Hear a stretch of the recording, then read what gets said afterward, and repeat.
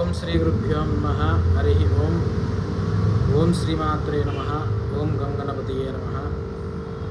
ఓం హ్రీం క్లీం శ్రీం శివాయ పరబ్రహ్మణే నమః.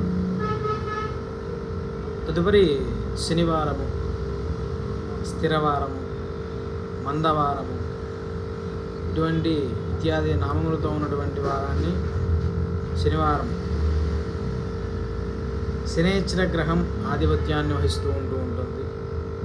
ఈ యొక్క శనేశ్వర గ్రహము అనేటటువంటిది జాతకములలో ఈ యొక్క గురుగ్రహం ఎట్లనో శనిగ్రహము కూడా అట్లనే అత్యంత కీలకమైనటువంటి పాత్రని పోషిస్తూ ఉంటుంది.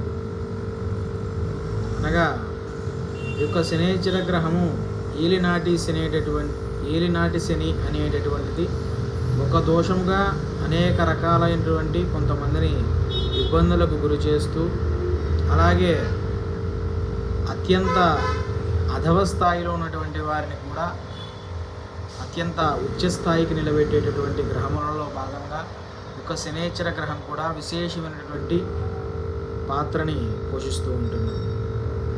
శనేశ్వర గ్రహము ఏలినాటి శని దశలలో ఉన్నట్లయితే కనుక, అష్టమ శనిలో ఉన్నా కానీ, ఏలినాటి శనిలో ఉన్నా కానీ, అర్ధాష్టమ శనిలో ఉన్నా కానీ, ఈ యొక్క శనేశ్వర గ్రహము జాతక చక్రంలో ఉన్నటువంటి స్థానంలో దృష్ట్యా ఇబ్బందులను కలుగు చేస్తూ ఉంటుంది.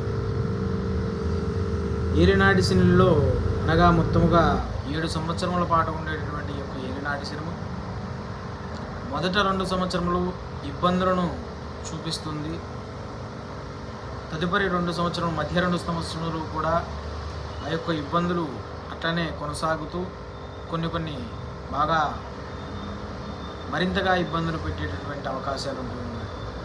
తదుపరి ఉండేటటువంటి 2 సంవత్సరములు కూడా అత్యంత శ్రేయోదాయకంగా మొదట సంప్రాప్తించినటువంటి కష్టములు, మధ్యన సంప్రాప్తించినటువంటి కష్టములు ఇవన్నిటిని కూడా నివృత్తి చేస్తూ గ్రహముల అనుగ్రహపరంగా దశ, అంతర్దశ, విదశల పరంగా అనేక రకాలైనటువంటి శుభ ఫలితాలను ఇస్తూ అత్యంత ఉన్నత స్థితికి చేర్చేటటువంటి అనుగ్రహం కూడా కలుగుతుంది.